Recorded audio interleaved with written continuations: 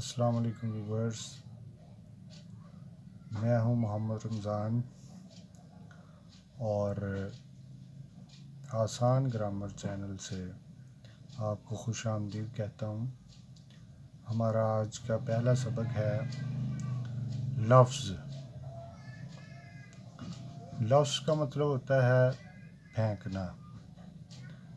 مراد ہماری زبان جو کچھ بھی بولتی ہے اس کو لفظ کہتے ہیں۔ لفظ دو طرح کے ہوتے ہیں، کچھ ہوتے ہیں بامعنی لفظ اور کچھ ہوتے ہیں بے معنی لفظ۔ تو بامعنی لفظ کو کلمہ کہتے ہیں۔ حضرات محترم، لفظ کلمہ، کاف کے اوپر زبر ہے، لام کے نیچے زیر ہے، میم کے اوپر زبر ہے، تو اس کو پڑھیں گے کلمہ، یعنی بامعنی لفظ، ایسا لفظ جس کا کوئی نہ کوئی مطلب ہو۔ جیسے ہم کہتے ہیں کرسی، کتاب، قلم، تو ان کا کوئی نہ کوئی مطلب ہے۔ اسی طرح کچھ لفظ ہوتے ہیں بے معنی،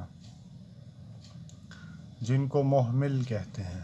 محمل وہ ایسے لفظ ہیں جو ہماری زبان دانی کے اندر موجود تو ہوتے ہیں لیکن ان کا مطلب نہیں ہوتا، ان کا مقصد زبان کی خوبصورتی ہوتا ہے۔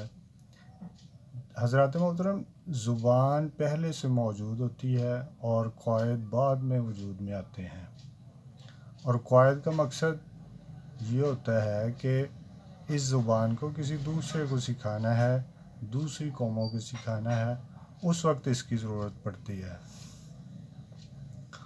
تو ہمارا موضوع بامعنی لفظ ہے اور ساتھ میں بے معنی لفظ یعنی محمل۔ اس کی مثالیں جیسے ہم کہتے ہیں روٹی ووٹی کھاؤ گے، تو اس میں روٹی تو بامعنی ہے، کلمہ ہے، جبکہ ووٹی کیا ہے؟ بے معنی ہے، محمل ہے۔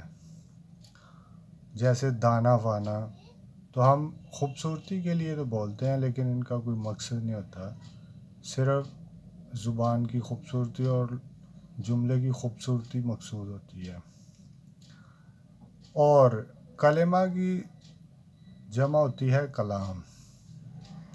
تو کلمہ جو ہے اکیلا بامعنی لفظ، اور کلام دو یا دو سے زیادہ الفاظ کلام کہلائیں گے۔ تو کلمہ اکیلا بامعنی لفظ اور کلام دو یا دو سے زائد الفاظ کا مجموعہ۔ جیسے ہم کہتے ہیں قلم، کتاب، دوات وغیرہ، تو یہ ایک سے زیادہ ہیں۔